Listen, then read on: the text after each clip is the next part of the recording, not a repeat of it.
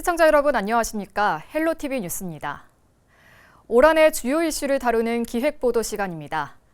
양천구 신월동 주민들은 한공기 소음 피해에 따른 여러 지원을 받고 있지만 피부에 와닿지 않다는 볼멘 소리가 나오고 있습니다. 이 같은 문제 해결을 위해 피해 지원을 현실화하기 위한 법 개정이 추진되고 있습니다. 김호 기자입니다. 무더위가 기승을 부리던 지난 6월 항공기 소음 피해 주민인 김현옥 씨를 만났습니다. 김 씨는 기자를 만나자 14년 전 공항공사가 설치해준 에어컨 때문에 여름만 되면 분통이 터진다고 하소연합니다. 항공기 소음 피해 주민으로 선정되면서 무료로 에어컨을 받았지만 에너지 소비 효율이 5등급 제품이라 전기세 걱정에 오래전부터 사용을 하지 않고 있다고 토로합니다. 제조사를 결정하는 것 외에 모델이나 색깔 등 제품 선택에 대한 결정권이 없어 에어컨이 마음에 안 들어도 그냥 사용할 수밖에 없었습니다. 전기 제품들이 5등급 쓰는 데 있을까요? 대기업에서 5등급짜리를 이렇게 달아주고서 이게 말이 돼요? 더워 죽겠는데 정말 에어컨 안 되고 집에 들어오기 싫죠. 그래서 옥상방에서 며칠 동안 있고. 이 같은 문제를 해결하기 위해 에어컨 설치 대신 현금 지원이 추진됩니다. 더불어민주당 이용선 의원이 대표 발의한 공항소음법 개정안은 냉방시설 직접 설치 외에 지원금을 선택할 수 있게 했습니다. 지원금을 받게 되면 제품 모델 선택은 물론 설치 시기와 AS 등이 용이해집니다. 현금으로 전환했을 때 그 물가 상승분에 대해서는 어떻게 반영할 것인지에 대해서 저희들이 적극적으로 주민들이 피해 없는 부분을 건의하고 있기 때문에 아마도 이 부분에 대한 이견이 좁혀지면 주민들에겐 직접적 지원, 현금 지원이 되기 때문에 좀 더 유익하지 않을까 이렇게 생각하고 있고. 전기료 지원 범위를 확대하는 방안도 추진됩니다. 그동안 일반 가정에만 월 20만 원 정도의 전기료가 지원됐지만 앞으로는 영세 사업장까지 범위가 확대될 전망입니다. 또 최대 4개월까지였던 지원 기간도 5개월 이상으로 늘려 어려움을 겪고 있는 소상공인들에게 도움을 줄 예정입니다. 가정집만 정하지 말고 이런 업소도 이렇게 요즘같이 장사 안 되고 힘들 때 조금씩 지원해주고 이러면은 우리 이 업소 하는 분들은 더 고맙고 좋죠.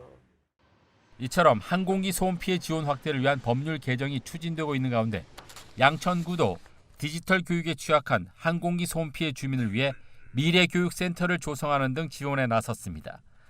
교육센터는 인공지능 로봇전과 코딩 플레이존, 드론전과 VR 스포츠 체험 등 4차 산업과 관련된 다양한 프로그램을 진행합니다.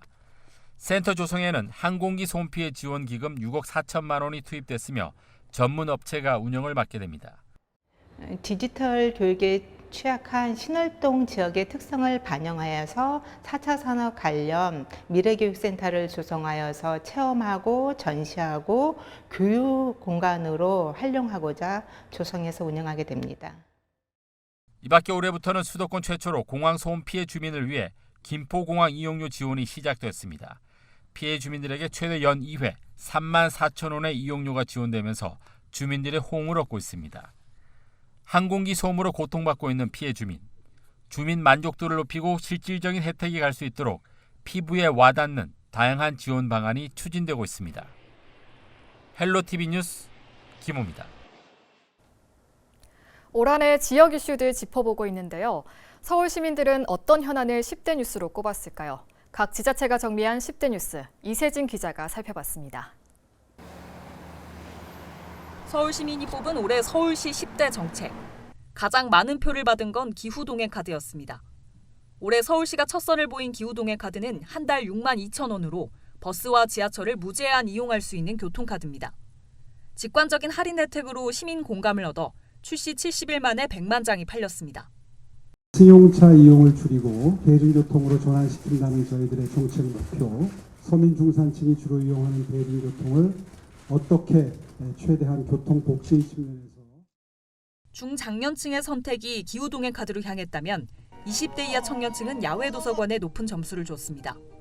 60대 이상은 손목닥터 9988을 올해 가장 선호한 서울시 정책으로 뽑았습니다.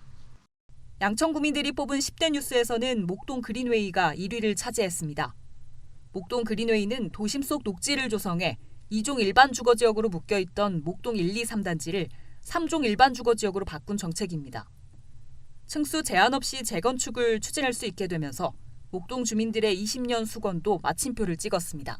개방형 녹지라는 아이디어를 내고 그것을 통해서 서울시와 주민들을 설득해낸 거는 사실 저의 전문성이 밑바탕이 됐기 때문에 가능한 일이었다. 이 밖에 신정 차량기지 김포 이전 추진과 신정지선 김포 연장은 양천 10대 뉴스 3위에 오르기도 했습니다. 은평구민이 뽑은 올해 은평구 정책 1위는 아이맘 상담소입니다. 아이맘 상담소는 영유아 가정의 마음 건강을 돌보는 복지 정책으로 민선 7기 때 시행한 아이맘 택시 이후 두 번째 아이맘 정책이기도 합니다. 은평구는 아이 키우기 좋은 은평을 만들기 위해 전국 지자체 중 처음으로 이 정책을 도입했습니다. 아이맘 브랜드처럼 아이맘 그 상담소를 저희가 고안했는데요. 저희가 영유아 부모님, 어린이 교사들을 대상으로 해서 상담 프로그램을 하고 있습니다. 또 출퇴근 전용 버스와 공항버스 신설, 앵붕산 가족 캠핑장 조성도 은평 주민이 뽑은 10대 뉴스 순위권에 들었습니다. 헬로티비 뉴스 이세진입니다. 올 한 해를 마무리하면서 마련한 기획보도 돌아보는 2024. 김미경 은평구청장이 뽑은 올해 최고의 정책은 무엇일까요? 영상으로 만나보시죠.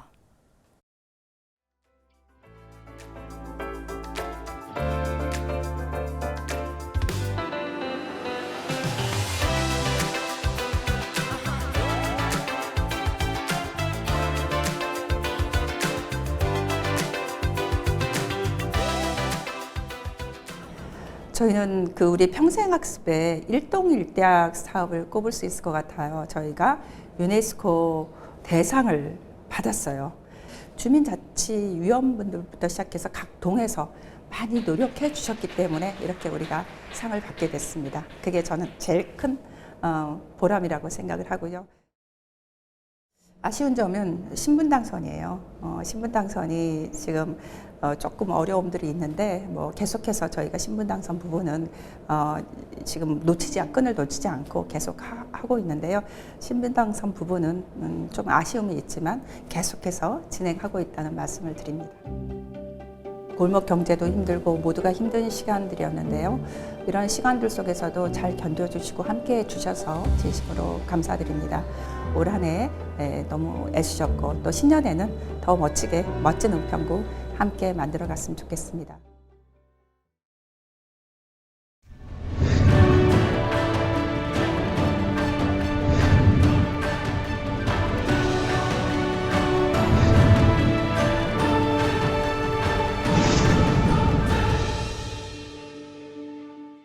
올 한 해를 돌아보니 유독 큰 화제가 많았습니다.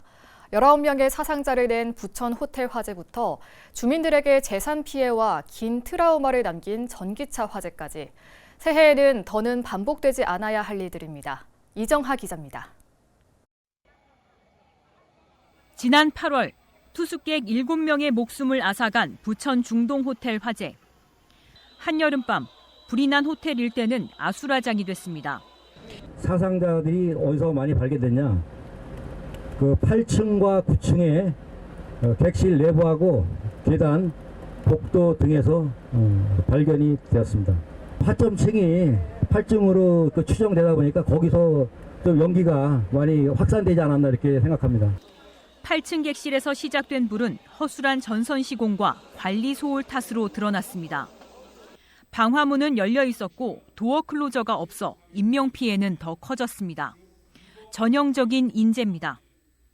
방화문이 제대로 역할을 하려면 도어 클로저가 설치되어 있어야 되는데 그 자체에 대해서는 지금 법에 규정이 없기 때문에 저희가 그 도어 클로저 설치에 대해서 법상 이거를 강행 규정으로 해야 되지 않겠나.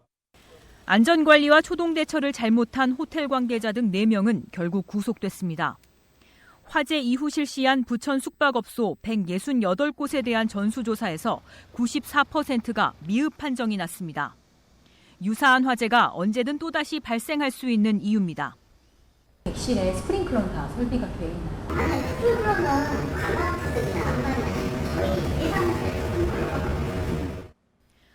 부천 호텔 화재보다 앞서 인천의 한 아파트 지하주차장에서 난 전기차 화재도 있었습니다. 이 불로 23명이 병원에서 치료를 받았고 일부 아파트 주민들은 한동안 임시 거주시설에 머무르며 생활에 큰 불편을 겪어야 했습니다.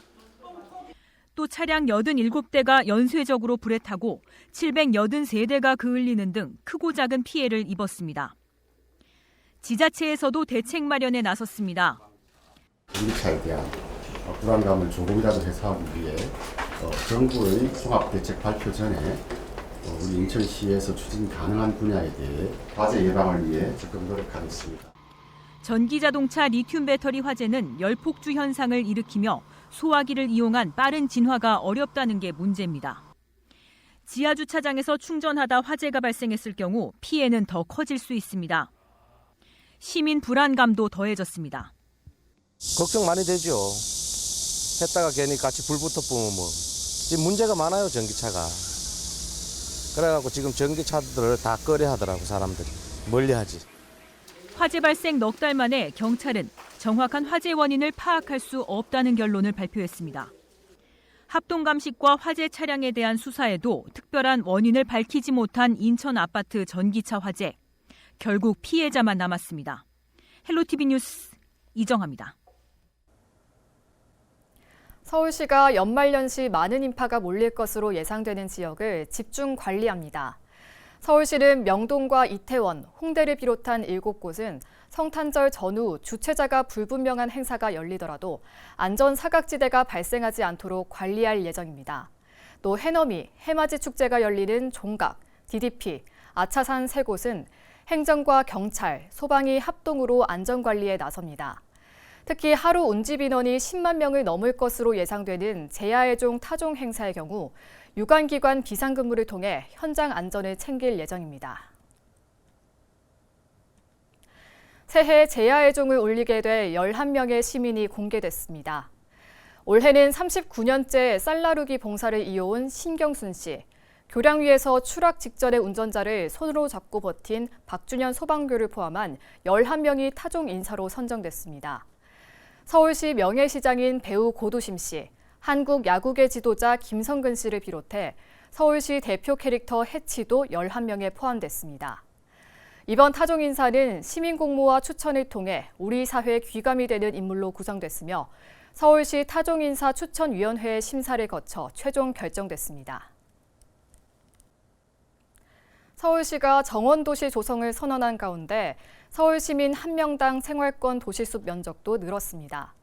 생활권 도시숲은 생활환경 주변 공원과 녹지로, 가로수나 하천변 녹지, 학교 녹지도 포함하는 개념입니다. 올해 서울시와 산림청이 조사한 서울 지역 생활권 도시숲 면적은 1억 2천 제곱미터로 2021년과 비교해 10% 증가했습니다. 특히 서울의 도시숲 면적을 인구수로 나눈 1인당 도시숲 면적은 13제곱미터로 3년 전보다 12% 가까이 늘었습니다. 재건축을 추진하고 있는 양천구 목동 아파트 3개 단지가 정비구역으로 지정돼 재건축에 속도를 내게 됐습니다. 서울시는 제13차 신속통합기획 정비사업 등 특별분과위원회를 통해 목동 8단지와 12단지, 13단지 아파트에 대한 재건축 정비구역 지정 및 정비계획 결정 경관 심의안을 수정 가결했습니다. 이번 정비구역 지정으로 목동 아파트 14개 단지 가운데 6단지를 포함해 4개 단지가 정비구역으로 지정됐습니다. 양천구는 정비계획안이 수립된 3개 단지도 조만간 정비구역 지정이 이뤄질 것으로 전망하는 한편 나머지 단지에 대해서도 내년 초까지 정비구역 지정을 추진하겠다고 밝혔습니다.